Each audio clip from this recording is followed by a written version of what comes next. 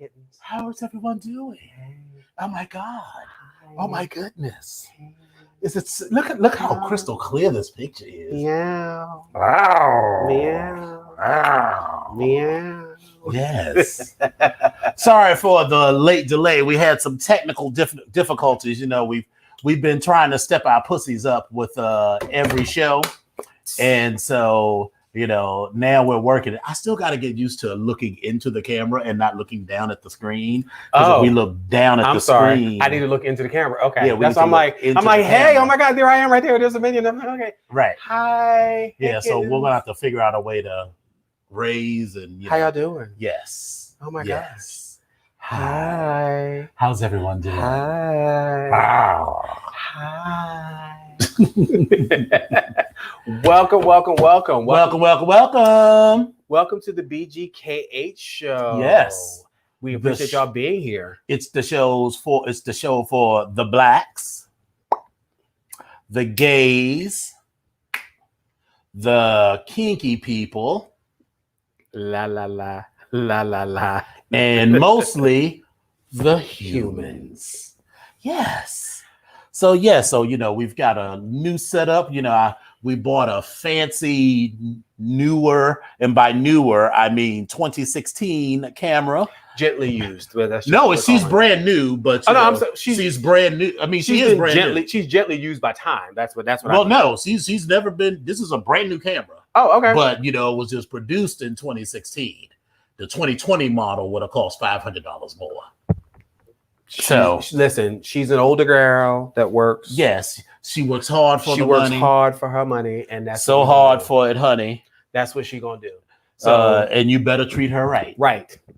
And so, and hopefully, it won't cut out in the middle because I forgot to turn off the auto. Turn off. So if it does, listen, the show will go on. Blame it on. I don't know what to blame it on, but it might happen. But if it does, we're gonna work with it. So that's just what it is. But we appreciate y'all being here for the BGKH show. Yes. He is Dominion, and I am Epic. So just in case everybody had questions about who we were and where we are in studio. Is this Studio C or is this Studio? This is This is Studio C of the Gay Boy Mansion. This is Studio C of the Gay Boy Mansion, right? I get confused. There's so many different rooms, and there's a couple of different rooms we haven't brought to you yet, but we'll as time goes on, we'll show that to you as well. But we have a couple of Kato Kalins staying in various guest houses. Well, yeah, guest wings of the Gay Boy Mansion. You know what it is. I love my family, but they are calling me at this particular point. I'm gonna put him on blast. I don't even know if he's on the show right now, but she know what the show is. How she would know she what like time it is? I don't. If we call during the middle of her show, I don't know, but I'm gonna let that go. But anyway, so listen, doll baby, Nene. If you call it right now, it's time of the show, so you need to just tune in. So anyway, the Links, the Amalfi Coast was wonderful. We had a delicious time. Yes. And we will not share stories because gentlemen don't tell. Okay. So what happened was no. So how was your week? So my week has been pretty good. As you all know, I was actually I was vacationing in one of the winter homes. Yes. I went to go visit some family, and like I said, congratulations to them and their first home purchase. And I was excited. I think I was more excited for them than they were. Yeah. But I got really excited about it, so I was able to spend some time up there. Had to go take care of some business at my little alma maters and get a couple copies of degrees and stuff like that. So just planning for some stuff, and we'll see how that's going to roll. Is that Duquesne? I did go down. I actually went online to request my stuff for Duquesne. Per your pronunciation, but at Duquesne, wait a minute, Mr. DC Eagle 2020's got a smart mouth. Gentleman, questionable. Oh, well, I mean, if anybody on this live right now would know, I mean, about questionable male behavior, it would be you, Mr. DC Eagle. I mean, but we still love you. I mean, we love the shit out you, but we still love you. She's a hoe. We know she's a hoe. She walks free, different freaks after every show, cause she's a hoe. You know she's a hoe. And she's pretty. How do you know? Because her Twitter told you so. Because she's a hoe. You know she's a hoe. And she's pretty. So I've heard. I'm not gonna repeat that. Oh, we've heard your mouth is wrong. In fact, and I can report. Cannot report on that one. Remember, before we all got put on punishment? Yes. And they used what to a wonderful time. When they used to have those parties at the Diesel Eagle, and they tried to charge the girls $20 to get in. And then, so I was like, oh, they charge $20 to get in. But then if you walk around the smoking patio and come in the back door, then nobody, I was like, oh, well. Okay. So that was how I got in. I mean, do what you got to do to get to where you got to get. So that's all I'm saying. It was silky smooth. So, yeah. Oh, there was a line to get to the back. There was a line to get to it? There was a line. No, there was he was walking around offering that for free, but there was a line. There was a line to get in the back door, if you know what I mean. Well, I was busy. I never had that issue. It was always carte blanche for me to go to the back door. No. But I had the thing, but I mean, I didn't feel like fighting the girls. But club, I mean, yeah, well, I mean, sometimes you just don't want to kick a bitch you don't want to kick a bitch in the back of the throat, right? I mean, but anyway, before I was so rudely interrupted about, there we go. The girls being questionable about a gentleman. The girls try to come for a bitch. But I did go down and I had to take some business at Duquesne and also at Pitt, and I was kind of annoyed because I was able to do some stuff online, but I had to physically go down and do some stuff, and I was still not able to finish everything I needed to finish at Pitt. But it was okay because I was actually got a chance to walk around campus, and baby, when I tell you, I couldn't understand why the damn campus looked so different. I was like, damn it. I was like, this is all this stuff. And this has been like 25 years since you've been there, girl. Listen, I realized that as I was filling out that form to figure out like what year was this? And I was like, 19. Oh, I was like, it's been damn. You're like, girl, this is a different century. So it's like, it was a whole, so I was like, all right, whatever. But I mean, it's cool, but I enjoyed myself. I went and got some little t-shirts, some little paraphernalia. So I'm gonna go ahead and sport my little Pitt t-shirt. I love a good $5 t-shirt. So I was like, okay, $5, here we go. We're gonna work with that. Because I always feel like these t-shirts that, they become either my favorite t-shirts or just become raggedy because I wear them so much or whatever. So $5 is good. Right. But I did get me a cute little sweatshirt. So it was a good time. Hung out a little bit. Got to see some people. I got to see the grandbaby. Hey, baby boy, I see you're in here. And baby boy took us out to dinner. And I was really happy about that. So thank you, baby boy. Appreciate that. But came back home and, jumped right back into the swing of things. Had some interviews or an interview. Long as shit. Listen, if you are interviewing with anybody and it's more than an hour or 2 hours, they need to put you on payroll. Because goddamn it, I was there from 8:30 until 1:30 interviewing for this. Y'all need to pay me. Solid? Like literally, no, there were breaks in between, like 20 minute, like a 20 minute to 30 minute break. And then there was a 1 hour break. But I was like, all this conversation, like y'all need to put me on payroll. Like, I mean, what the hell? But it went okay, I guess. It started off a little late. Not by my doing, because listen, you all know that I run a little bit behind. But one thing's for certain, two things for sure. I'm never late for a movie or a flight or a concert. Or a date. Well, dates can wait because sometimes you just have the moment, you just gotta some people just gotta wait. But it was kind of cute. It was interesting because I was trying to get in touch with them about getting a link for the meeting, and then I didn't get one. And then 10 minutes before it was supposed to happen, I still hadn't got a phone call. And then when I did get a phone call, I was like, oh, we're still doing this? So here I am on the phone, like going to the closet and trying to buy a jacket and a shirt and a tie. And I'm just like, yeah, I'll be there. Yes, everything is fine. I appreciate it. No problem. You were late. Okay, great. Click, boom. Hi, hey, I'm ready. What can I do for you all?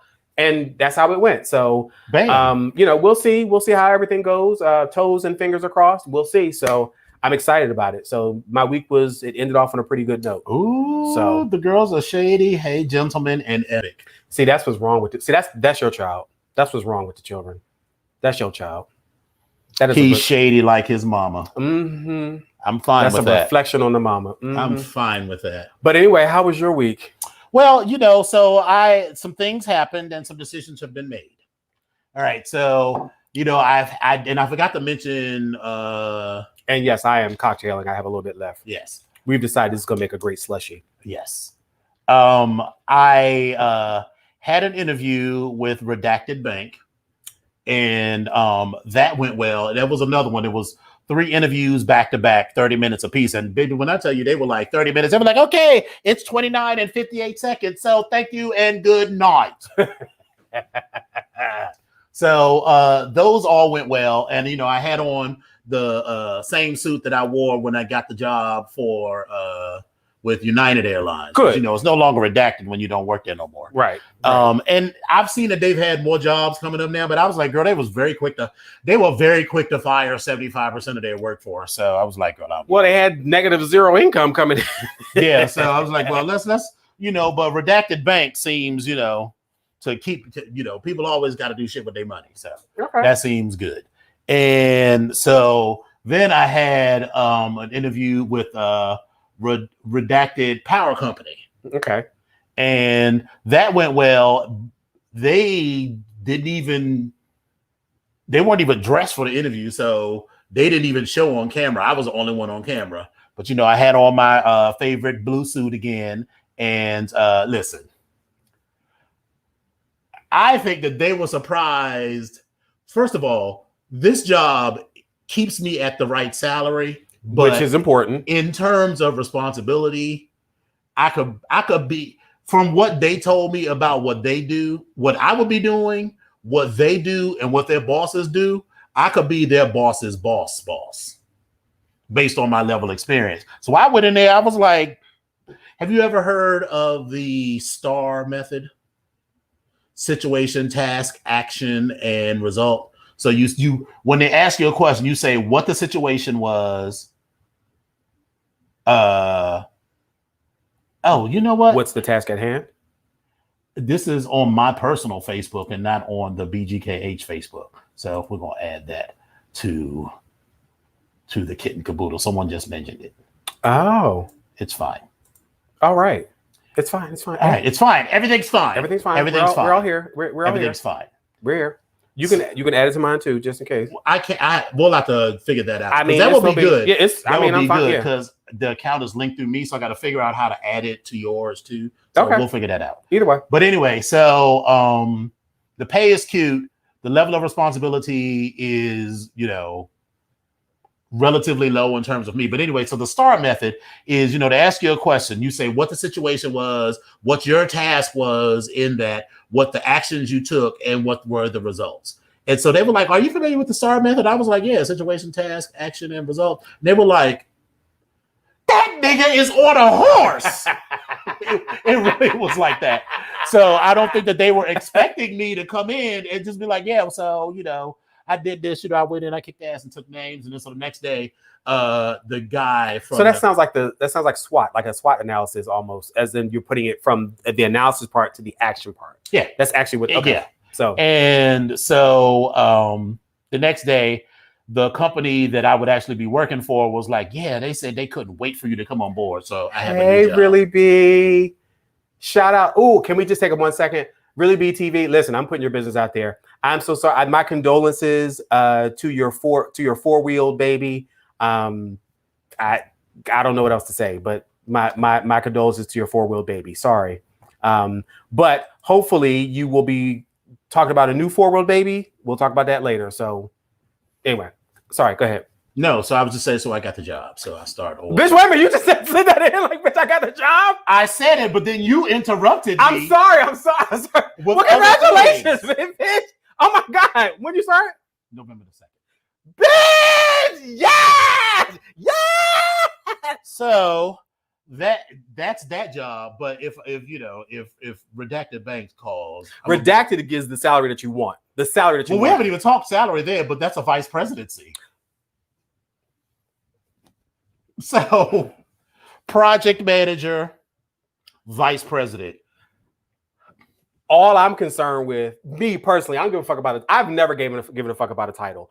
What's my paycheck? I know that I'm certain that the salary for a vice president is not going to be the same. Absolutely not. Probably, but I'm just still. So but, for me, when I do get the call for that one, I'm gonna be like, so here's what the thing is. Like, listen, bitch, can you meet my salary? I don't want no more. Wait a minute. I don't give a fuck. I mean, listen, There is. I don't want to be way. able to afford no screw top wines, bitch. I want to be able to do all corks and shit that's got real wax on it, and they've melted it. Like they just say on the Maker's Mark bottle where they put the wax on it and it drips down the side. I need all my wines open up like that. You know how much the money that costs? That costs a lot of money. Right. And so when I get the call, because they message but they give out the rest. They give out the title VP like water, because the HR manager who I talked with to begin this whole process, that was the first interview, and then I had 3 more. She's a vice president too, so I mean, hey, but I'm fine with it because that looked good on my resume, and so if the salary, which I'm sure will at least meet where I just can't even imagine that it wouldn't be the same. So here's the $10,000 question. If they come back to you and they give you some salary bullshit, let's just say it's not even 50% of what you were making. There's no way, because that would mean it would be less than 6 figures. There's no way that they would be paying VPs less than 6 figures. I'm talking about not the VP position. So wait a minute, I'm confused. Let me make sure I'm on the right track. Redacted Bank is the VP position, and Redacted Power Company is the program manager position. Project manager. Yeah. And the project manager position is what they offered you. Is what I have. Is what you have. Okay. So if you ask me, I would think that the project manager position could possibly be a lot lower than the VP position. That's what I'm saying. And from what you were saying you were making before, the project manager position, it is very important. However, if they did offer you that and it was 50% of what you were making before, would you still be a VP? As a project manager? No, I'm already at a project manager now I got that. I'm talking about your previous job, the salary from your previous job. If they're offering you this salary at the project manager for 50% of what you were making before, or what it is that you said your minimum was. Oh, if it was 50% of the minimum, no. If it was 50% of the other one, still no, because either one of those would be less than. That's what I'm saying. That's what I'm saying. Okay. So I'm not gonna worry about it. Well, listen. So I got this job. We'll see what happens when it happens. I just can't even fathom a world where they would have someone who is in charge of all design and construction on the East Coast making less than this project manager position, whatever. So that was the second big thing. The third big thing is that I'm moving to Florida no later than the summer of 2022.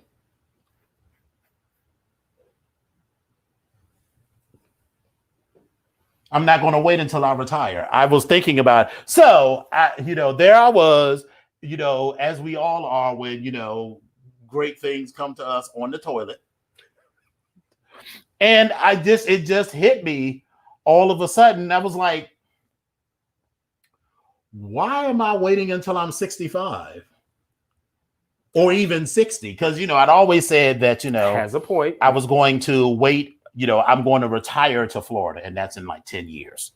That would still be 60. So that's not even, normal retirement age, which now is 67. Who knows what it'll be in 10 years. So that's at least 10 years from now. I was like, but what am I waiting for?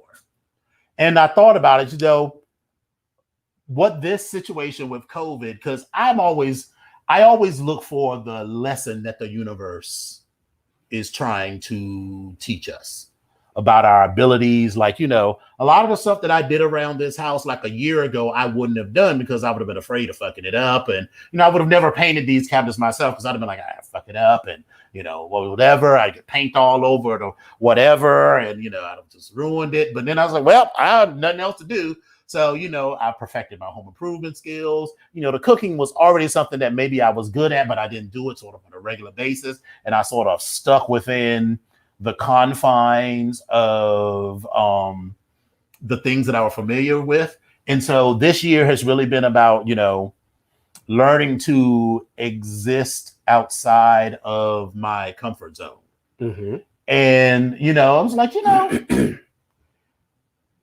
another lesson that this situation has taught us is that most of the shit that people like you and I do can be done remotely. Yes. And it's something that I already knew because when I worked for United Airlines, people lived all over the country and still did their job.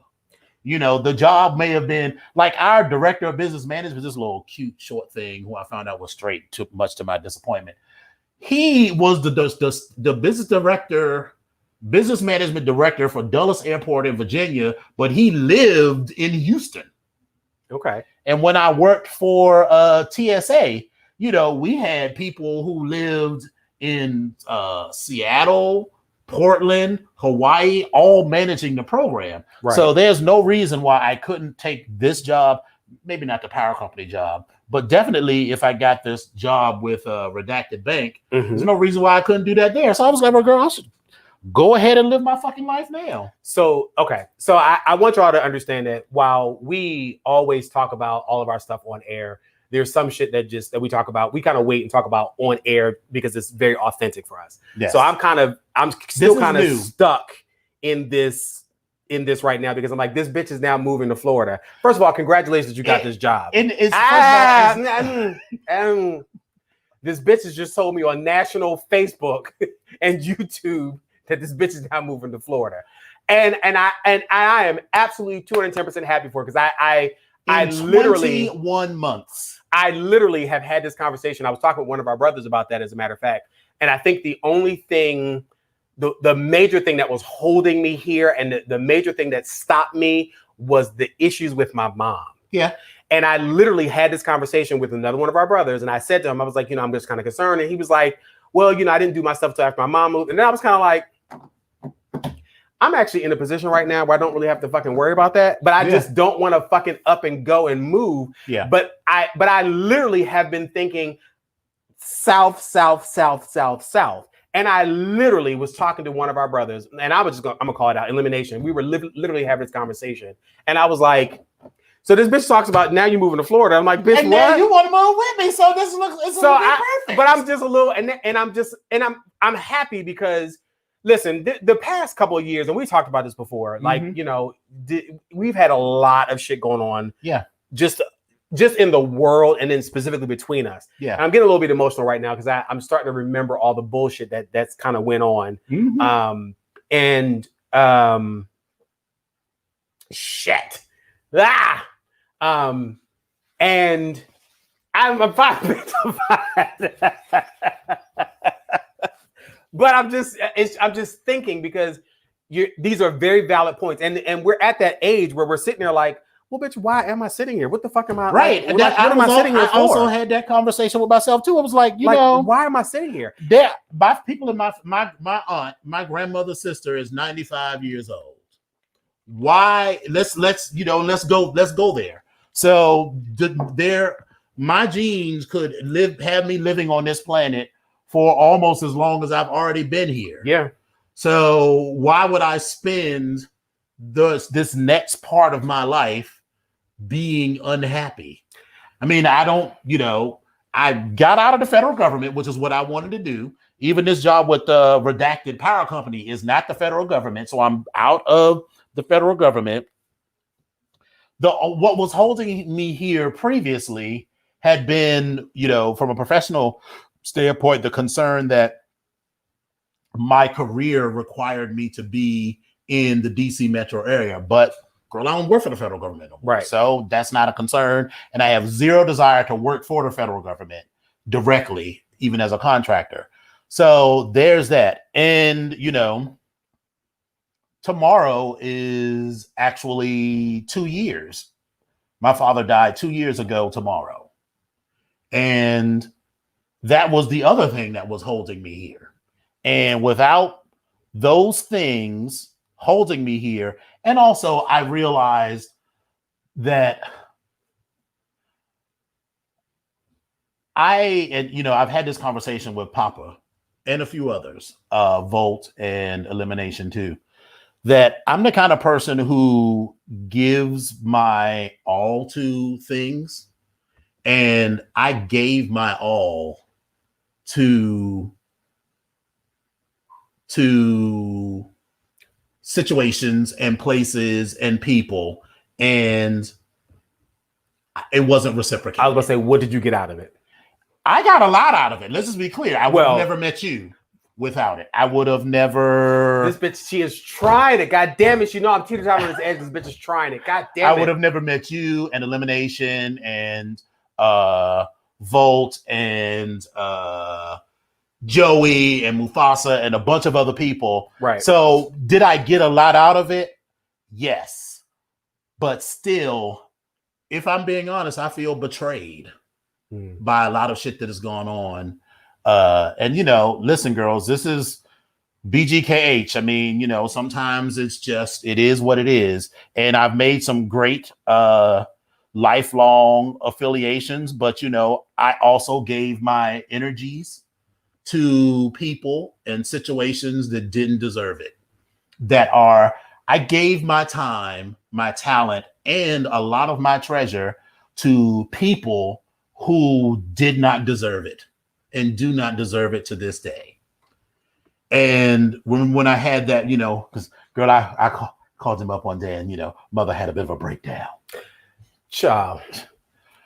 I said, what did I say then? I said, I did it again, because this isn't the first time that I've given my all to people, places, and situation and felt like I didn't get back even a small percentage of what I gave, and that people were happy to use me to do the hard work that they didn't want to do while they partied and bullshitted, and then blamed me when shit didn't go wrong, or accused me of trying to take over the organization when all I did was step into the gap when they didn't do it. But that's all I'm gonna say. That's all I'm gonna say. That's all I'm gonna say. Bring it back. Thank you so much. Anywho, all of that occurred to me in like a flash on the toilet. Flush. And poof. I was like, you know, what am I waiting for? Yeah. You know, I could live another 45 years, or I could die tomorrow. Even if I die tomorrow, I want to die having been on a track to what I wanted to do. Yeah. And I actually put it on my phone. It's literally like you can lock a note so that it appears on your home screen. So every time I turn on my phone, it says, I will move to Florida by the summer of 2022. So and so every move that I make, either personally or professionally, is along those lines. The job with Pepco gets me to a point where I can start having my bills paid off, because I need to be able to buy another house when I move to Florida. And then the next job with that will be, will that job be able to be portable to Florida? And if not, I'm gonna still take it. But I will do a kick-ass job in that year and a half. And so when I get ready to move to Florida, I can find another job with it. And I know that's very long, but you know, what I have tried to do is to take this time not to mourn about what we can't do. It's to prepare myself for the moment when this inevitably will end. Yeah. This moment can't last forever. Yeah. One way or another, regardless of who's president, you know, or whatever happens, this moment will end, and those who will be successful will be those who have positioned themselves, and that doesn't mean financially, but emotionally, spiritually, and are ready to hit the ground running and take advantage of the situation that the universe is preparing you for. One of, you know, not really very religious at all anymore, but one of my favorite gospel song is still God is Preparing Me by Daryl Coley. And the song basically says, God is preparing me for something that I cannot handle right now. So I look at that every moment is a preparation for something that if it happened to me right now, I couldn't handle it. Yeah. Or I'm not ready for it. So I'm preparing myself and planning and, you know, making things happen. You know, buying this camera is a longer term goal than just what we need for the BGKH show. You know, I'm about to do all kinds of shit. Oh, and speaking of making him cry. So I told my sister and Trayvon, I was like, I sat down, I was like,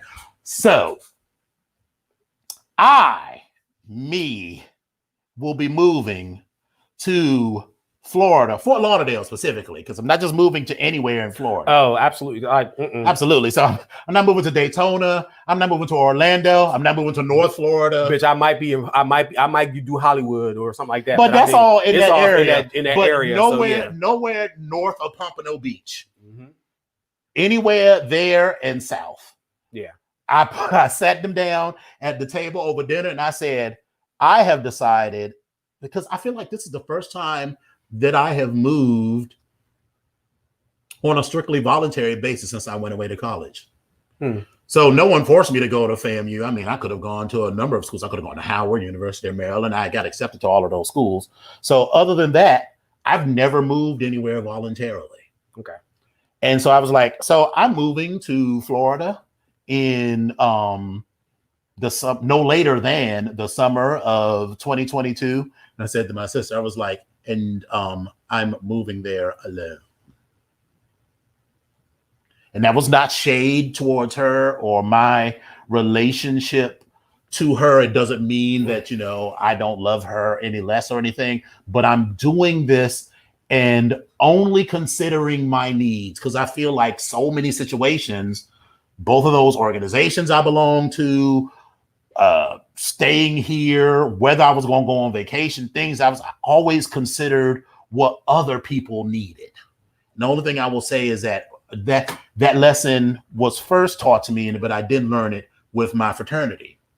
I watched them girls graduate and not look back. And it doesn't mean that we weren't still friends. Right. But, I put all of my effort into getting this fraternity off of the ground while all these other girls was concentrating on graduating. And so then I look up and it was like, well, guess I was the only one sacrificing for this shit. So now I'm making this situation for me. And I told Trayvon, I was like, well, I mean, we'll see. We put a pin in that because two gay men living together, it's a little different. But we'd have to have enough room. Can two gay men live in the same space? Right. But it would be different. We'd have to have a large enough house because, again, I would be, what I'm really looking for is 2-bedroom, 2-bath with a pool. And that other bedroom and bath is strictly for rental income or guest or whatever. No, not rental income. Guest. Well, yeah. Okay. Well, whatever. So anyway, so that's the third thing. And so now, you will see and hear me do things. And if you ever wonder, I wonder why Dominion is doing that, because that's part of the plan. There's nothing that is going to happen in my life over the next 20 months that is not part of the plan. Yeah, so listen, I commend you on making that decision and coming to that conclusion, because I think I think part of it is about us men at a certain age, men and women at a certain age, when you come up a certain age. And listen, I'm planning for this 50th and all this stuff that's going on. And it's like, that's when this change is coming back. Like, I'm sitting here thinking to myself, like, bitch, you will be half a century year old. Right.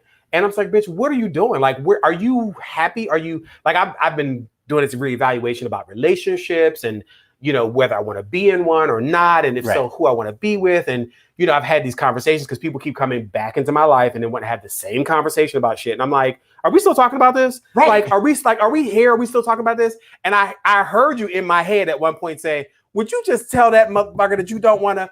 And I was like, you're not getting it. And I said, okay, right.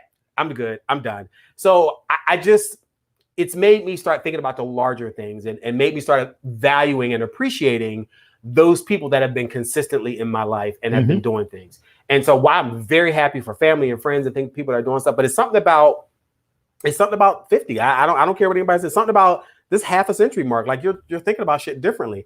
And listen, while I have not lost my mother, she is here. She is still living on this earth, but I don't have the responsibility for her. That doesn't mean that I don't love her. But this situation has changed, and that's just where we are. And I'm going to work within what the fuck it is. And you also don't have to justify your feelings, because I know that you have done that, and I know that I have done that. Not at all. Other people get to say and do and feel whatever the fuck they want. Right. But when you do, you're being selfish. Oh, I'm always being selfish. Like, I've been accused of that for quite some time with my mom and the whole idea, but that's a whole nother story. But you know what? Listen, I can be selfish because it is just me. I don't have You have to be because I'm good. I'm going to have to take care of myself. And that's that's what I've been doing. You know what I mean? You have a limited time on this planet. And so why should it always be about other people's happiness? This is true. And quite frankly, if I've learned anything from my mother specifically, bitch, this is your life. Do what the fuck it is that you want to do. Right. That is the lesson that I actually need to, just like you said, you've had this lesson, it's been taught to you, you just haven't been living it. I know my mother would be like, go the fuck out. I listened to some of the regrets and shit that she had about things, and she's just like, go on, you young, do what you want to do. Like, you know, these are things that she was talking to me about when I was younger. And now I'm at this point where I'm like, fuck. But I also have the opportunity to change things and be like, right. Woo. So listen, I mean, make it happen. It is what it is, but we shall see. But anyway, congratulations. I am happy for you. I'm here, whatever you need, whatever I can do for you. Whatever I mean, you can move, you can not move in with me, but just be clear. You can. Y'all didn't catch that shade. Bitch, y'all didn't catch that shade. It's on camera. We're gonna rewind it. Cause see, I'm gonna go back and I'm gonna replay this shit. Be like, no, this is what you said. You can't move in with me. Move in with. I'm just. But you can move to the area. So I would love if, well, no shade, but the Papa and I have already talked about, rest haven for a rest home for hoes. Yeah, right. Because Papa had already been. If things had gone well, him and Savant would have already. We had already. And I remember that conversation long time ago. I remember that conversation as well. I was like, girl, and I was like, I started thinking, I was like, I fucking hate the cold. And that is exactly like I'm so over the fucking cold. I weather. love winter and I love snow, but bitch, I do not want to be in it every single day. Like I want to be able to come to it. I love a good. It got down to 35 degrees, but I want to be able to go. I can put on a cute shawl collar. But I just want to be able to go afterwards. Like I want to see it, and that's it. Girl, just walk outside, and the air is just like brittle. Like if anyone shit hurts your fucking face. If no one's ever experienced a white Christmas, let me tell you something. It is one of the best things it's beautiful. ever in your life. But baby, I want to go afterwards. I want to go. Girl, it's like people's like, but what about the Sister Girl seasons are over fucking rated. Yeah, I want to go somewhere where it's warm and temperate all year round. Listen. I've watched people's Facebook lives and posts and seen them and it's specifically brothers down in Florida. They're just drive with their top down and shit. And the sun is out. And I was like, bitch, it is like 42 degrees, bitch. And when I go to Fort Lauderdale, I just feel And first of all, people are like, why are you moving to Fort Lauderdale? I'm like, this because Fort Lauderdale. People were like, well, San Francisco. I was like, no, girl, Fort Lauderdale is so much gayer than just about any place else in this country. And it's such, at least for me, that's because I come with a little bit of money. I mean, I'm sure there's poor people in all other situations there, but I am coming and going to be having myself a good old time. If you just look at people, black, white, Latino, they're fucking Asian, happy. They're just happy, and all the time. I mean, you see these dudes, and they could be anywhere between 40 and 900 years old, and they all look the same because they're just not stressed. Yes, and that is the part, the stress part, and then the sad part is, listen, I know, and we all have our own, physical issues and ailments and whatever, and stress is not good for anyone and anybody, right? And baby, I know good and goddamn well it's not good for me, and so I recognize that, and it's just a matter of recognizing it and also accepting. Bitch, your ass is getting old. There's some things you can't do or can't do as well as you could do, which is totally fine. But I also need to make sure that I can do the things that I can do as well as I can do them for as long as I can do them. Exactly. And so that's a thing. And being happy makes all of those situations and things so much better. Just to be able to roll out of my bed and sit around. Like, I mean, just imagine if we were having this conversation around a pool right now. Bitch, first of all, I wouldn't be around the pool, bitch. I would be in the pool. So right. We would just be on the edge of the pool, just have this conversation. Like, I'd be in the looking at one another with a cocktail. Let's just be like, bitch, I know people don't live around the fucking pool all the time, but they don't. But I listen. It just really, the exciting part about it for me is just that it would be the first time in my life where I would just feel like relaxed. I would just not feel stressed. And I'm not acting like I will be on a permanent vacation because I intend to start a business. I intend to do a bunch of other stuff.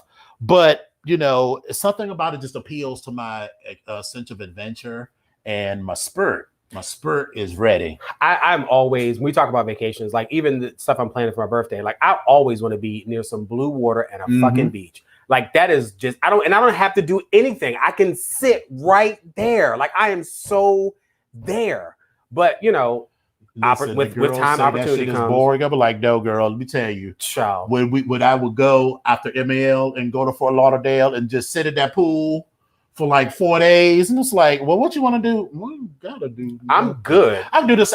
Listen, you know what I did? One day, I just sat there. They had Netflix and everything, so I just watched TV. But something about just watching Netflix and just looking at that water in my pool was just like, this is so relaxing. Yes, God. Yes. So, all right, girl. So we got a lot to talk about. Well, not a lot, well, but not really a ton. But we're gonna get through a lot. So first, Ice Cube helped develop a new Black Trump platforms, and fans are calling him out over it. So I kind of almost want to put him on the shenanigans list because I'm trying to see the problem for me is, well, first of all, let's tell you what the story is. Yeah, go ahead. Ice Cube came up with this thing called the contract with Black America.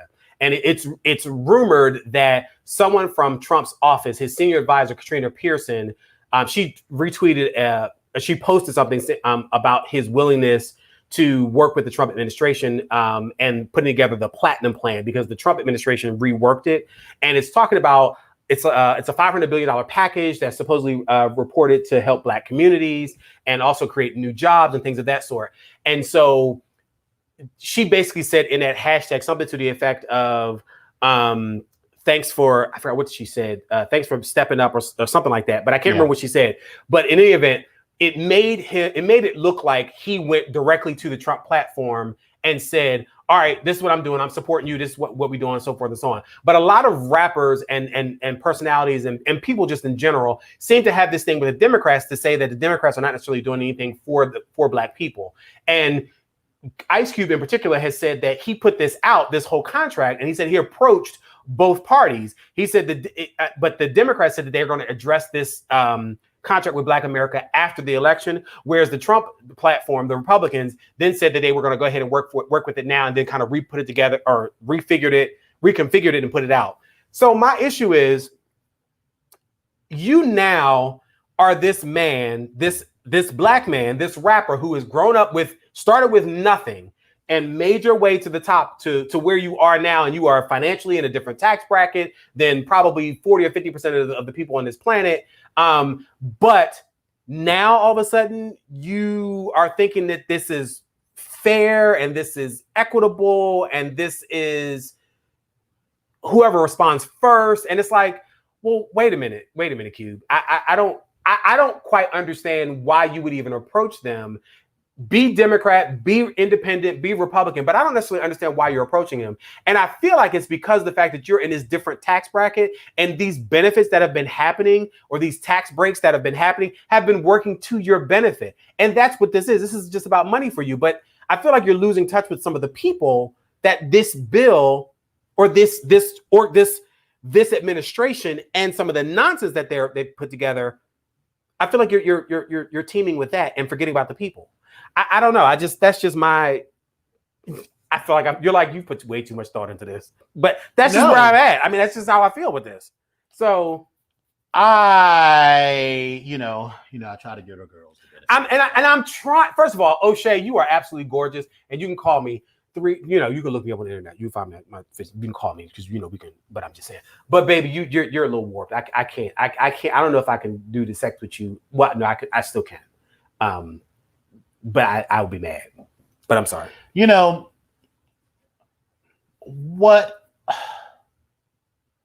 What annoys me about niggers is, and this goes all the way back to Barack Obama, where there was like, Barack Obama didn't do nothing for Black people. It's like there was no bill that said this is for Black people bill.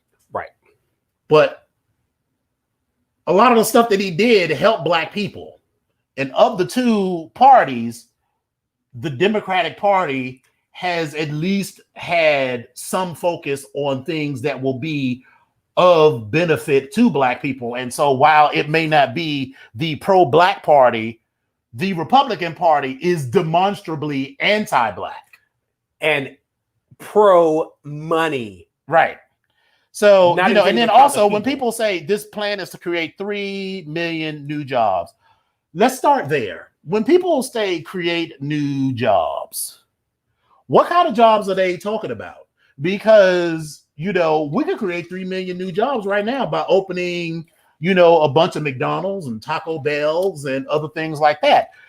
But the issue isn't just that we need new jobs, is that the jobs that we have need to pay a livable wage. Thank you. So, you know, and even $15 an hour, people be acting like $15 an hour is a lot of money.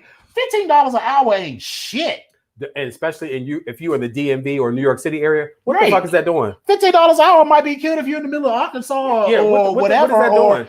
even if you're way out in Southern Maryland or something. If you live in any sort of urban area in any city, even like Kansas City, like you can't buy no house for those off of those $15 an hour income in Kansas City. If your rent is somewhere around $2,000, what is $15 an hour gonna do? What is that gonna do? What is that gonna do? So, you know, it's about livable jobs, a push for criminal justice reform. Well, first of all, we haven't answered the question about, well, what has this administration in particular done for criminal justice reform over the past 4 years that it's been in power? Improved access to better education and job opportunities, reduced healthcare costs. And well, first of all, let's stop right there. We already know that this current administration has done everything that they can to reduce, to reduce access to healthcare, which would drive up healthcare costs. And no one gives a shit. Well, maybe they do, about making Juneteenth a holiday. That is not even a major. So now, if you had said making DC the 51st state or Puerto Rico the 51st state or whatever, but no one gives a shit. No one is fucking hanging their hat on Juneteenth. And let's think about this. Juneteenth. Let's think about what actually happened. Do you know how long it was before they actually celebrated the free in the state of Texas, before they knew that they were fucking free, and we are celebrating this day? I mean, Martin Luther King has a holiday. What the fuck does that mean? You just get a mattress at a discount. So the fuck? So mean turning it into a holiday don't mean shit. And all these other things are half-baked proposals and whatnot. He did say that throughout the 2020 race, he consistently called on both parties to explain how they will help Black Americans. And I'm just like, so I guess you just like, okay, because they didn't do exactly what you said. You know, you went to the Republicans, and because they told you whatever the fuck they wanted to hear, you know, you said whatever. Okay, girl, fine, whatever. Let's see if you still gonna be on this same shit with whoever wins the election, because that's the thing.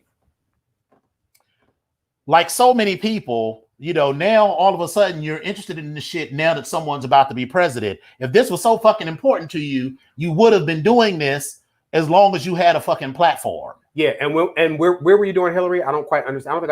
I don't think I even saw you during Hillary, but that's just me. And I'm not even saying that you should have voted for Hillary, but I'm just saying, where were you during Hillary? Her whole entire campaign, were you siding with Donald at that particular point? I mean, was you just in the background, just hanging in the trees and the bushes? Or were you siding with Hillary? Because for me, it was very black or white at that particular point in time. You're either with Donald or you with Hillary. It is the idea that a man who sang the lyrics "fuck the police," which is illustrating the misogyny. I'm sorry, go ahead. Would now be siding with the most pro-establishment, pro-police politician in probably the history of this country. And said, oh yeah, well, just disregard all that shit, but yet y'all can't fuck with Kamala because she used to be a prosecutor. Listen, Kamala did her damn job. Whether you agreed with what the fuck what she did and how she did it, she did her damn job. Damn right, Midas. He has a problem with a black woman on the ticket. Exactly. Misogyny. Exactly. You know, and they will never say misogyny because they was like, I love bitches. Or some shit like that. I love my wife. Misogyny. Yeah, but you know, you need to. I love my wife, but the bitch get on my nerves. Misogyny. Right. You know, just because you love one particular woman doesn't mean you generally treat women awfully. So racists could have a black wife or a black husband or black grandchildren and still hate niggas. Yeah, I love my white. I love my black wife, but I hate niggas. Well, what? Like I mean, your actions. So anyway, yeah. So fuck him. Yeah. All right. So here's some comedy. Yes. Go ahead. There was a naked teen that was a teenage boy was naked and covered in ranch dressing. Yes, I said ranch dressing, naked, who crashed a vehicle in Kansas at a gas station early last Saturday morning. The disturbance was reported on 911 at around 3:30 in the morning at the Petro Deli convenience store. They said that this 17-year-old male was naked and under the influence of a substance. The sheriff said he covered himself in ranch dressing, damaged property inside of a business, ran outside and jumped into a running vehicle, and then crashed into a nearby pillar. I don't know what the fuck you're on, but goddamn it, you better not ever do it again. As a matter of fact, it better be banned for everybody else. Because if your ass put ranch dressing on yourself and you went outside and got in the car, what the fuck is the next person gonna do? How did they know it was ranch? Did someone come to and be like, or did someone be like, is that ranch or blue cheese? So first of all, who has that much, like a whole ass, like a Costco tub of dressing, just like glug glug glug glug glug glug glug glug glug glug glug. But the sheriffs actually arrested the boy. I mean, took him into custody, and then he was taken to a local hospital and later released to his parents. Clearly, we already know he was white. We already know this man was not a person of color. We just gonna make that assumption, right? And they said that the criminal aspects of this incident are under investigation, and that they are happy to report that no one was injured during this incident. So, yeah, listen, Ranch Boy. I hope you're feeling better. Matter of fact, I'm gonna make this plea. Mr. 17-year-old boy who covered yourself in ranch dressing, could you please call into the show, please? I will gladly give you my number so you can call in. You can hit me up at iamepiconyx@gmail.com or BGKH@gmail.com. I want to talk to you. I just have some questions because I want to understand what it was that you took. I do want to know what it is you took, like what you ate, what you smoked. Right, I really need to know. I just want to know. I just want to know. So you clearly having a wonderful time. Please call me, email me, come on the show, look me up on Facebook, anything, Twitter, everything. We're gonna show all that at the end. So please contact us. So Jeffrey Toobin was masturbating in front of New Yorker bigwigs. So you may have seen Jeffrey Toobin. He's a New York writer and CNN analyst who they initially said he exposed himself on it. So I was just like, so he didn't have pants on and he stood up. I was like, no, girl, this kid was jerking off while he thought the camera wasn't on. So that's why, like, when we had conversations after the show, you'd be like, girl, are you sure this camera is on? Are you sure? I'm quick to say, because I'm like, what's going on? I don't. Not that we do anything like, but I'm just saying. I just want to make sure because my conversation. Yeah, So my thing is just like, you can just wait till, like, while you were in the middle of the call, when you were supposed to be like on a break or whatever, between calls or between segments or whatever, you was just like. But wait, no, it gets better because he literally said, so two people that were in the video call told the Vice, which is where we found this article, that the virtual gathering was part of an election simulation last week that included the New York notables, and they were all talking about stuff. So the two sources said that at one point it looked as if Toobin was taking another call and lowered his camera, and that's when they saw him going to work on himself. My thing again is those. All right, so the feeling hits you when it hits you, but I just feel like there are ways for this to be avoided, and of course, they keep making note of that he's a 60-year-old married Harvard Law School grad. This whole respectability politics. I don't give a fuck that he's married. I don't care how old he is, and I don't care where he went to college. He apologized to his wife, his friends, his coworkers, all that stuff. Like, okay, great. You should do that. If they didn't consent to see your sausage and giblets. Well, wait a minute. It's kind of, I'm looking at this backhanded shade that they said it was unclear if anything others on a virtual call saw. So we don't know what they actually saw. So that, if you're asking me, I don't know if the camera went down too fast, too slow, if his hand was too big. We don't know what was there. I don't think it was much of anything to see, but that's just kind of what I'm gathering. Right. He says, I believed I was not visible on Zoom. I thought no one on the Zoom call could see me. I thought I had muted the Zoom video. It's like, you just had to rub one out right there. Or whoever it was he was on the other call with, you just be like, I'll call you back. Or, just be like, listen, if you're going to do this, because listen, I have certainly been working at home upstairs in my office and had work shit on one monitor and porn on another. I'm not even going to lie and pretend like that hasn't happened. But what my pad is for. What I do know is that when it comes time to do the work shit, I don't mute the porn. I turn the porn off because I don't want it to, because it'd be just that moment that the tablet won't shut off. Right. Or you hit it and it don't go off and all of a sudden fuck me. And then you hit the other screen. That's all they hear. So I don't need that. I don't need that in my life. So there we go. Listen, we are in this time frame where we already know that election time is coming up.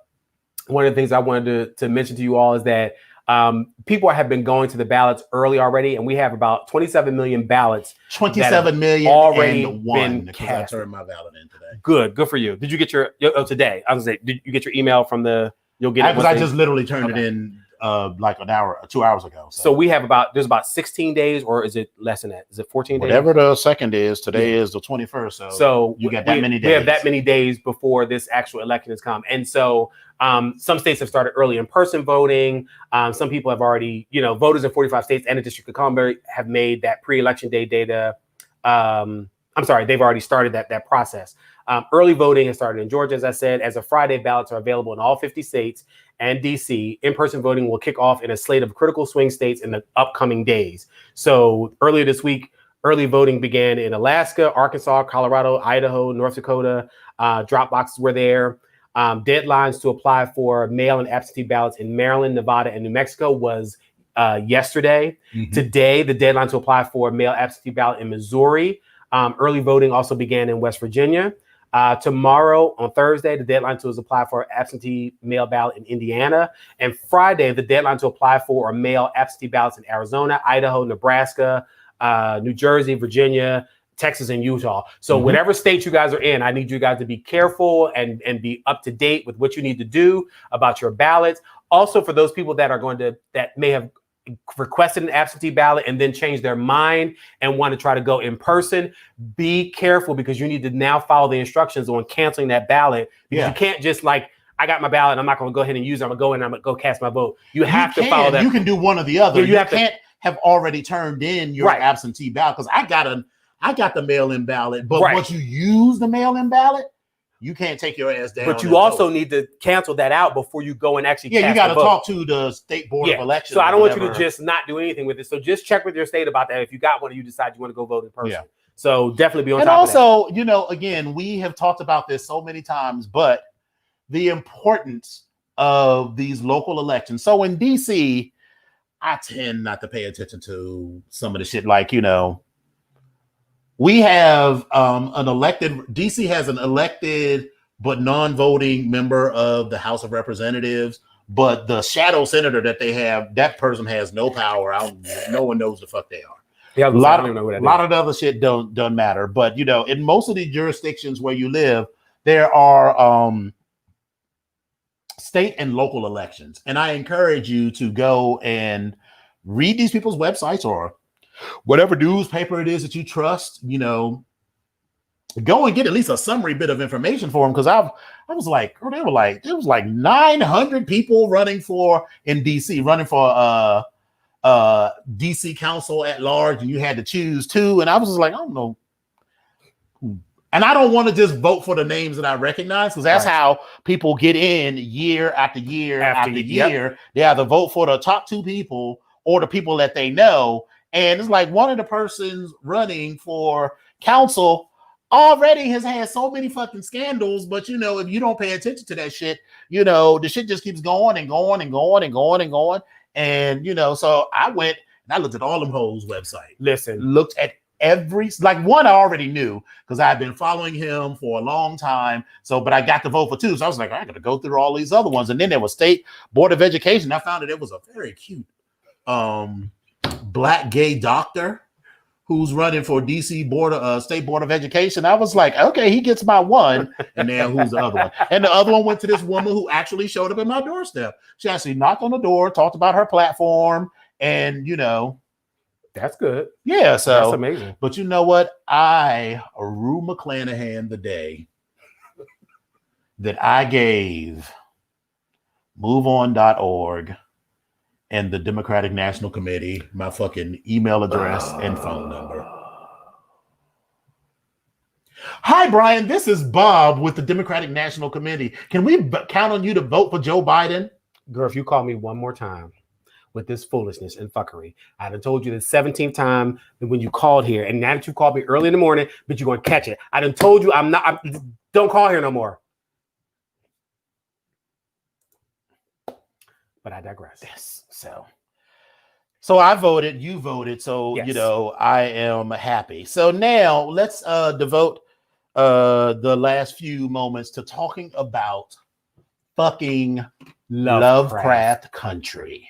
Spoiler alert for those of you that may not have seen it. Right. We are definitely going to be exposing some shit, and we're going to be talking about a lot of different things right now from this point forward. So if you have not watched the finale and don't know what happened and you don't want to hear about it, you might want to turn the volume down. Right, because we're not going to not talk about it. We're going to talk about this. So if you don't want to hear what we're saying, that's fine. Don't tune out. Just, you know, I'll put my hands up afterwards so you'll know to come back in so you can tune back in. So we've talked about it, but let's be clear. The person who deserves all of the credit for this show is Ms. Misha Green. Yes. She is the Shonda Rhimes of this show. Yes, she is. She is the writer, the producer. It is her baby, her concept. She read the book, Lovecraft Country, which was written by a white guy, by the way. Matt Ruff is white. Apparently it's very true to the book.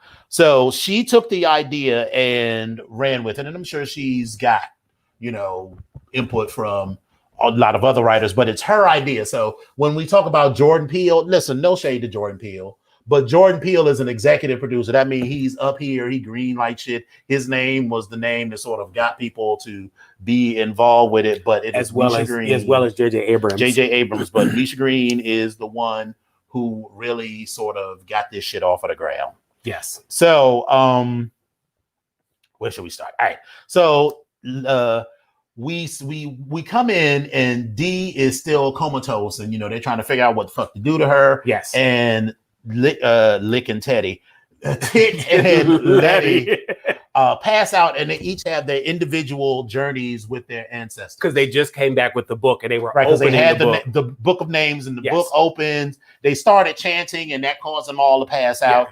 And so Tick goes back and meets Hannah, who is the slave. Yes. And what we find out is that fire is symbolic of Hannah's righteous rage. Yes. Because what she did was she lived like so many of us do. We live and we feel trapped by that. Racism initially was the hatred and everything of the slave master and all the situations that she was in. But she learned to transform that into a righteous rage. Yes. And she told Tick, girl, I got a plan that's going to fix all of this shit. And, you know, he was like, okay, all right. Mm-hmm. Then Tick meets his mother. So he gets to meet two of his maternal ancestors. He meets his mother, and then his mother's, I guess that would be his mother's great grandmother. So that would it was his mother. Because Nana Hattie is his mother's mother. Right. So that would make and then that slave was Nana Hattie's grandmother. Grandmother or mother? I think it was grandmother. Okay. So grandmother. So because remember that was like 1818. So granddaughter, great granddaughter, great. So he's Hattie would have been his great grandson. Yeah. And so then he meets his mother, and his mother, and for someone whose mother has died, the opportunity to touch and smell and sort of feel her. And he did exactly what I would have done if my mother was here. He put his head in her lap and just sat there in that moment for so long. And those of us who have lost a parent, particularly a mother, know exactly what that emotion feels like. Because for a moment, he was just like shooketh. Like he just stood there, just shook about the whole thing. And then, so she sort of comforted him and gave him the strength to do what needed to be done, because everyone knows that he was going to have to make a sacrifice. We all just sort of knew that. Yep. Meanwhile, Letty goes and spends time with Nana. I don't remember her name, but she is his great. Yeah, she was a woman who burned up in the fire. She's his grandmother. His grandmother. She's his grandmother. So she goes back to that moment and she learns all of the spells that she needs, one, to bring Diana back to life. And she learns more about the plan and whatever. Yes. So we get to that. And then meanwhile, they realize that they're going to need to take down Christina. Abso-fucking-lutely. And so Letty goes and meets up with Ruby, and Ruby was right. She was like, "You can't even see it, but you are using me again, just like you always use me. And you think it's for a different purpose. And you think it's more noble." And it was all of those things. It was all those things, but it's still Ruby was in her feelings, and her feelings were all about her at that particular moment. Ruby was dyking. Well, no, I'm sorry. That's inappropriate. Ruby had. She was in a lesbian relationship. She had adult feelings for Christina. She also didn't understand the gravity of this situation. And I think that would have been true for anybody. Any of us that didn't know. It's like, bitch, it was very much of Effie. What about me? What about me? Right. She was like, well, bitch, I get this magical bitch that, I can be whoever the fuck I want. And, I finally found a little piece of happiness. Yes. And, yes, it comes up with this fucked up ass crazy white woman bullshit. But remember, Ruby was the one who secured the promise to make Letty immortal in the first fucking place. So it wasn't, she was like, I don't fuck about Tick. She was like, she was like, well, Tick gotta die. She was like, she said, just don't hurt my sister. Right. She was like, you know what? That's real unfortunate, but. Which might explain the immortal piece coming back, but but we'll talk about that in a second. Yeah. So she tries to get a vial of Christina's blood, but as we found out at the end, Christina got her ass. Yeah. At least by the end of the episode, Ruby is theoretically dead. By the end of the episode, yes. So they decide they're going to go on this journey. So they're in the car. It is oh my god, they're in Woody. They're riding along this highway. In Woody, yeah. So it's in the front seat, it's Tick, Letty, and Montrose. In the back seat, it's Ruby. Jahi, the Korean woman. Yes. Because they brought her back. It was like, girls, we need you. We need everybody. And it was a very touching scene. Because when Montrose met with her, he was like, listen. I was wrong, and it wasn't true when I said when Tick met with her. When Tick met with her, it was like it meant something to me, but I just didn't know how to describe it. And this show was about so many layers of complexity, about hurt and anger, and men in particularly not being able to be in touch with their feelings, and women having to be the bridge across that, because if a relationship is 50-50, everything is easy. Letty has given way more than her 50% to this relationship with her and Tick. I'm not saying that Tick hasn't done a lot and didn't do a lot, but Letty was the one who always had to be understanding, and and same with Jahi, and so that was good. And so in the backseat it was Ruby, Jahi, Hippolyta. And in the way back, because this is an old car, D was in the back. D was in the way back. Mm-hmm. And they're singing this song, and even Montrose' old bitter ass was finally starting. Shaboom. La la la la la la la la la la shaboom, shaboom. And they all started singing it. And it's so funny because at that particular point in time, we see Ruby singing, but she also says something to the effect of, I can't believe that I'm actually singing this song, and like something about life really, this is like more like a dream or something like that. Yes. So it was kind of foreshadowing, if you will, of what had happened. I mean, what was going to happen, right, and why it did happen that way. So yeah. So before they got in the car, Diana and Hippolyta, Hippolyta was like, Dee was like, you abandoned me. Yeah. And Hippolyta is now a more enlightened person, and in light of not making Dee be lesser than, she didn't gaslight her or make her feel like she shouldn't have felt that way. She was like, no, I did. She was like, I did abandon you, and you should sit in that feeling. Right. I'm not asking for your forgiveness right now, but I hope that one day we will move on, and I'm going to fix this for you. I'm going to make this right for you. Yes. And so now we get back to this mansion, which we already know. But one of the things I did appreciate was the fact that she, Dee was the comic book drawer, illustrator. Like that was one of the things that she did. And as a result of this spell being, her arm was withered. And not just withered, it was like blackened. Yeah, it was we're going to say dead. Withered. It was dead for the most part. And so, her mother was like, she's like, listen, I have this friend. I think we clicked off. Yeah. We got to turn the camera back on? No, I think they can still hear us. They probably y'all can still hear us? Let me know if y'all can still hear us. So I think if y'all can still hear us, I'll keep talking. But we're going to fix the camera in a second. Because we told you it might happen. Oh, the battery pack is dead. Oh, the battery pack is dead. Can y'all still hear me? I just want to make sure y'all can. Hopefully y'all can still hear us, but we're going to go ahead and try to figure this out. Hello. Y'all going to say something? Y'all can hear us? Oh, you can hear me. Okay, good. Okay, good. All right, so give us a moment. Okay, so we're going to fix the camera, but I'm going to still keep talking though. So, yeah, so what I'm about to do is get a better battery pack. That's okay. All right. So, they also mentioned, huh? Can you see it? Not yet. With EOS webcam utility, it still says it's blank. So what they said was, or what Dee's mother said. Oh my God, I'm struggling with this for the longest time. She mentioned that she had a friend that was going to help her to continue doing her drawing and to continue making her comic books. And she mentioned, we're upside down, the name of one of the people from the actual cast who did her drawings for her in the actual series. Her name was Afua Richardson. And I don't know if you all mentioned that, because she said, I have this friend, her name is Afua.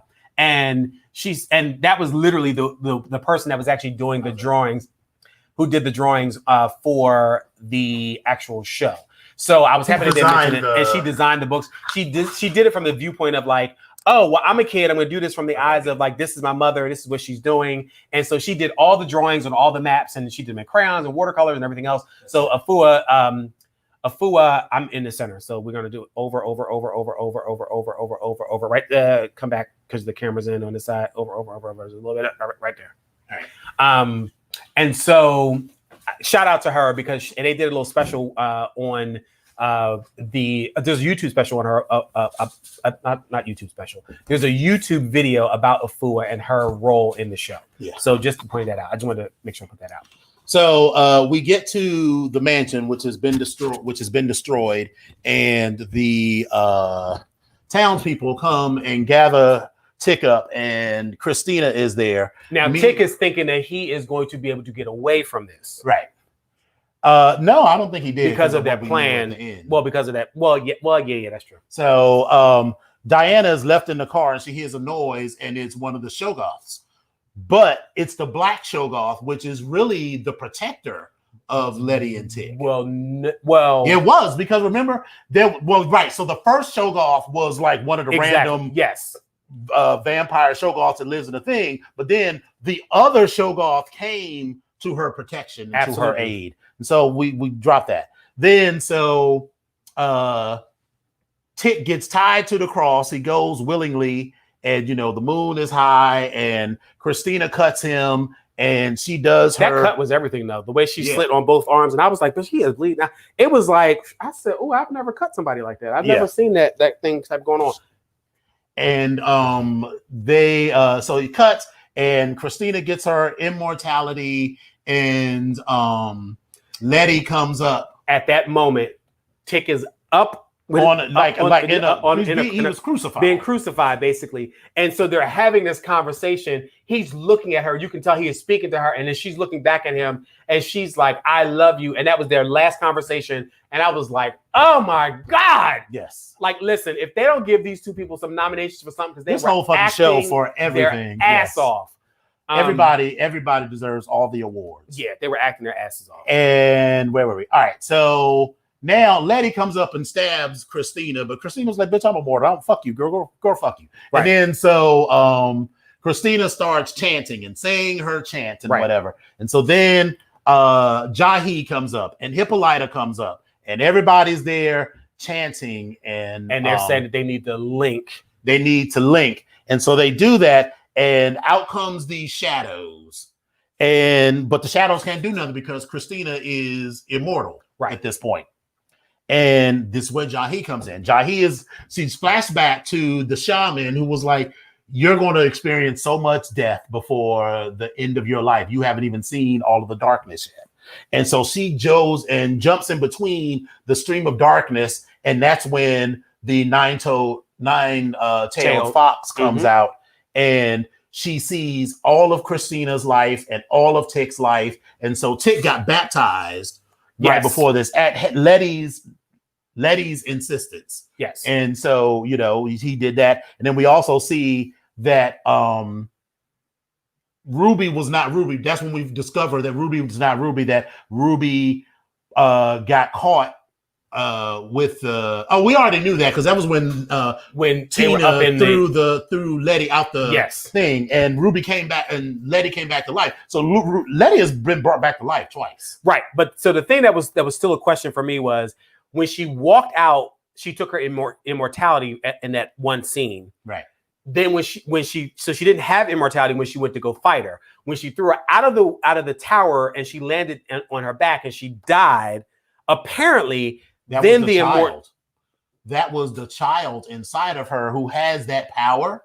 So you think that was the child, or you think that was maybe Ruby also saying, "Don't hurt my sister," and she's still trying to live up to this promise. So I don't know. It could have been a child. What I've read is that it was the child, and so because the child is Hannah's descendant, right? Even Nana Hattie, whatever the fuck her name was, Nana Helen, whatever we'll call it Nana. Nana was like, this child will be my hope, my faith made manifest. So that child had already been imbued with power, and he got the birthmark and everything. Right. So something gave her immortality back and brought her back, and then so now she dies. Christina dies. Yes. And so then, Montrose is like, come on, Tick. We got this. We got this. And then Hippolyta gives Montrose this letter. This letter, yes. And I'm sitting there like, he started reading this. I was like, what you not gonna do? He started what you not gonna do, bitch? What you not gonna do? And the letter was like, he was like, Pops, Dear Pop, you knew this was gonna be coming. You knew this. I was gonna do this. It was gonna be a sacrifice. I love you. Blah blah blah. It was a very good and touching letter that said, and the sacrifice for it to work, it had to be genuine. Yes, it can't just be like, oh yeah, I know I can come right back. I can't be blessed with immortality. Remember, because one of the things that this series does is that it doesn't shy away from sort of Christianity and the Bible, and what is required for salvation. It from the Christian standpoint, it requires a blood sacrifice. I mean, what the fuck is Jesus? Jesus is a blood sacrifice. I mean, people want to, they call that shit voodoo. No, girl. What the fuck do you think Jesus Christ is? You all celebrate a blood sacrifice. You eat his body and drink his blood. Yeah. That is a blood sacrifice that Jesus made on behalf of your salvation. And that's what Tick had to do. He made had to make a blood sacrifice of his body in order for this to happen. And then Letty or Christina is buried under these rocks now. And she wakes up. And she wakes up, and Letty's standing over, and she's, Christina tries to do this chant. She was like, it's not going to work. You know why? Because she pulled a motherfucking craft, and she said, I bind you, Nancy, from doing harm to yourself and anyone to you. I bind you, Nancy. I bind you, Nancy. I was like, and not only did she bind Christina, but she bound that spell that they worked in that moment, bound every white person in the world. Yes, which I thought was flawless. I thought that was flawless, but I was like, you know what? That sort of sets the scene for everything that happened in history now, because think about it. All over the world, there were magical white people in Europe and their little castles and shit, trying to work their little spells they want out in Hogwarts and everything. Endora was on her broom flying and all this, that bitch just fell out the sky. And, so now all these hoes is mad. Not just mad, they are big mad. Very. And, it's not going to take them long to find out what the fuck is going to happen. Yeah. But yeah, so I thought that was flawless execution. So then now the four of them are pallbearers. So now it's Montrose, Letty, Hippolyta, and Jahi. So they've cut him. It was such a biblical reference. They were on Golgotha, and they cut him down from the cross, and then they have taken his body. They cut the scenes off, but I was like, it would have been a little too on the nose if they had buried him in a cave, in a cloth in a cave and rolled a big stone over it. That would have been a little too on the nose.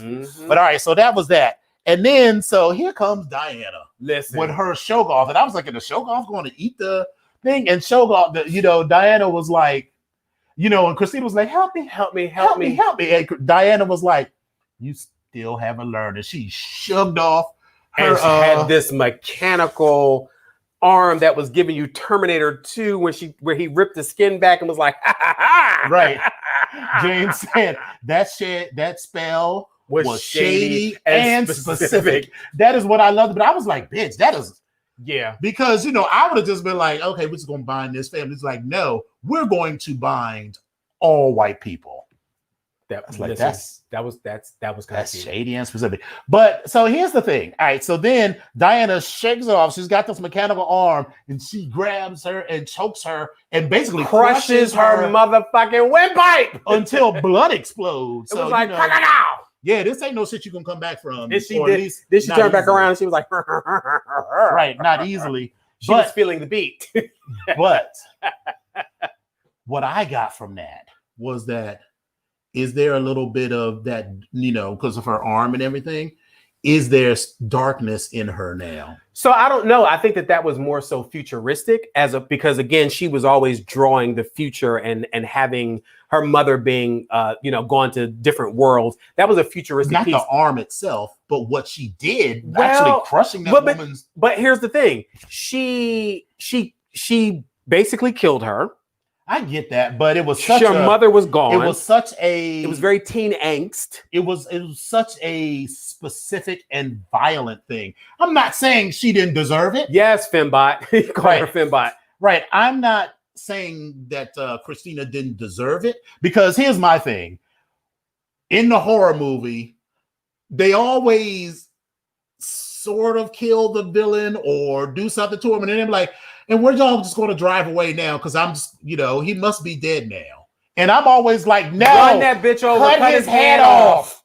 I'm always like when they get Jason and they're like, well, Jason's impaled on some spike. No, girl, cut his head off. Chop that bitch off. Burn that shit in the fire. Grind that shit up. Separate them and keep them moving. Right. You need.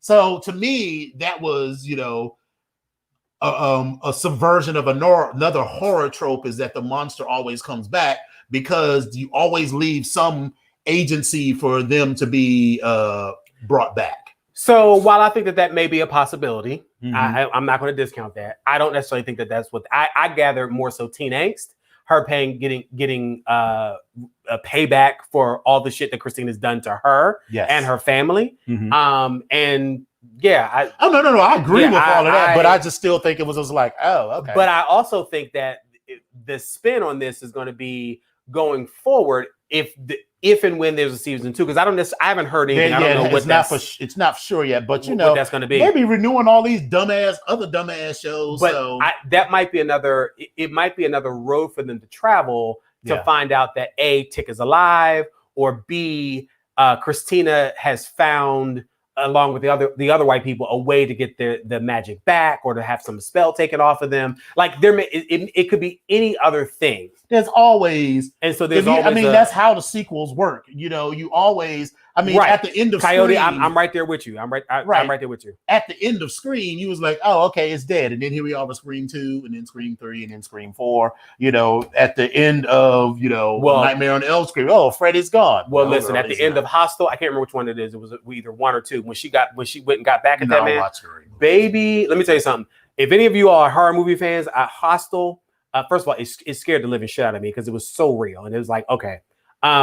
But at the end of it, where this bitch got her revenge, I said, bitch, you did that. Bitch, you did that.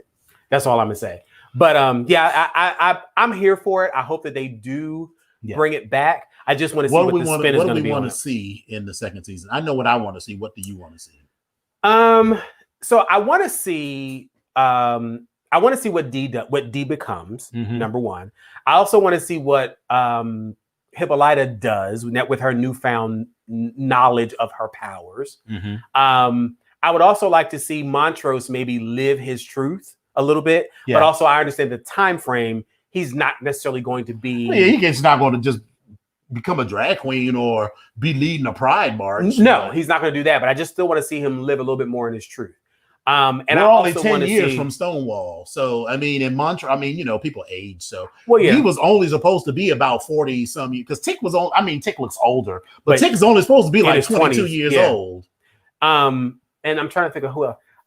So, if Montrose is 40, let's say 40, 41, 10 years from now, he'd only be 51 years old. So, theoretically, he could take part in he could in Stonewall, or we say Stonewall, but it was really a summer of these kinds of events that happened. And I believe one happened in Chicago.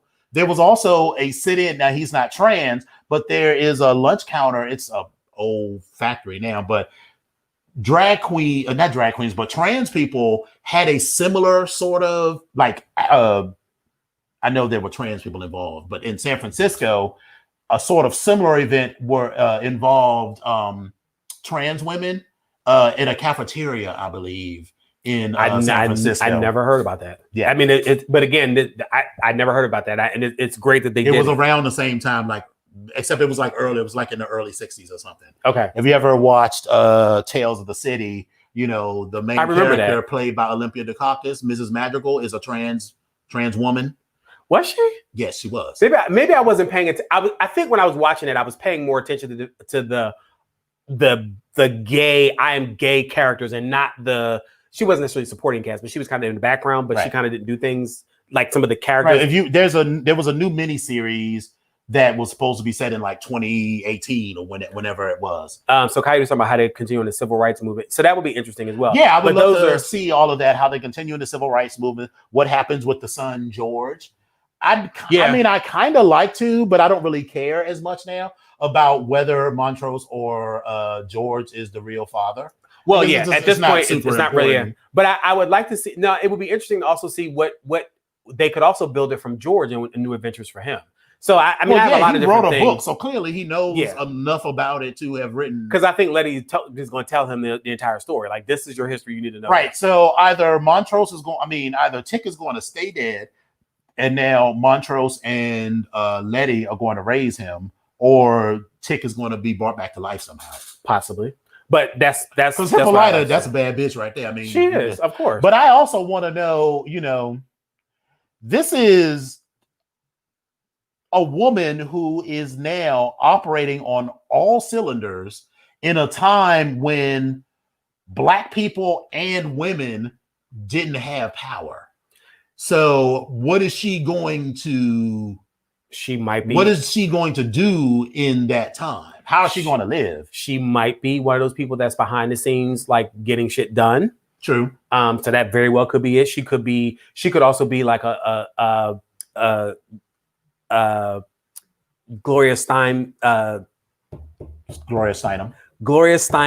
like supporter. She could also go, and since we're talking about civil rights movement, she could also become Angela Davis, or like a supporter of Angela Davis as well, or like guiding Angela Davis as a mentor. So I mean, she has several different things she could do. Thank you, Romulan. It was Compton's Cafeteria in San Francisco where these trans women, I think they were denied service or something like that. And so they sort of had a revolt. I've never heard about that. Bill, right now, it's just like a plaque on the street because San Francisco, but every city, all that shit has been paved over. Well, so that'll the be good to space look isn't at there anymore. But so it's like a plaque that's there that memorialized, and it's like moved on. It's like that'll be good to look up just to know. To know Compton's Cafeteria. Okay. Yeah. And I think that actually Hippolyta, because remember they were like, I'm a motherboard, and they were like, the fuck is a motherboard? Yeah. Because remember Hippolyta discovered that scar. I mean, she's already like an inventor. I think that Hippolyta could be like so many other things, like Black people don't get the credit for it. Like Hippolyta could be, the person that invented really society as we know it. Could be, possibly. Or maybe she fucks Gene Roddenberry, who creates Star Trek, and then that gives us our cell phones. We're just gonna say I. So, and you said that there are multiple timelines. What if in the Book of Names there's a spell to undo a sacrificial death? I'm sure there is. What if Tick, through his sacrifice, is now the one who's immortal? Jesus died and now lives forever. Why not Tick? That's true. That if we're going to keep on with the Jesus illusion, after 3 days, Jesus rose from the dead, and maybe he comes back in a form initially where they don't. 7. No, girl, it was 3 days. 7 days is how long it took to create the earth. Okay. Whew. Listen, them CCD classes and those confirmation classes come back to you. No, I was never. I went to Catholic school, but I didn't know it was 3 days. But I don't know. I'm thinking 7, but okay. Yeah, and so maybe he comes back in a form where no one recognizes him. It's like with Jesus at first, none of them recognize him, and then he goes to some other plane or something. So that could be interesting too. It very well could be. But I really don't want it to be like, oh, this is exactly like Christianity. I mean, that would be too. It would easy. It would be. So I don't know. I'm excited to see where they go with it. I don't know. I'm looking to see. Yes, he is a heathen. She's a heathen. So if that makes me a heathen, then you know what? Yes, I am, because I cannot remember. So listen, here's the thing. I know he died and he died and lives for me, but I don't know how long that took. I can't remember right now. So, well, God bless your ministry. Well, all right, girls, let's get into come on, girl. Here we go. Come on now. Yeah, we having some technical difficulties. Right. That's what our day is like today. Right. Oh my gosh. All right. So check these out. We'll be right back in a second.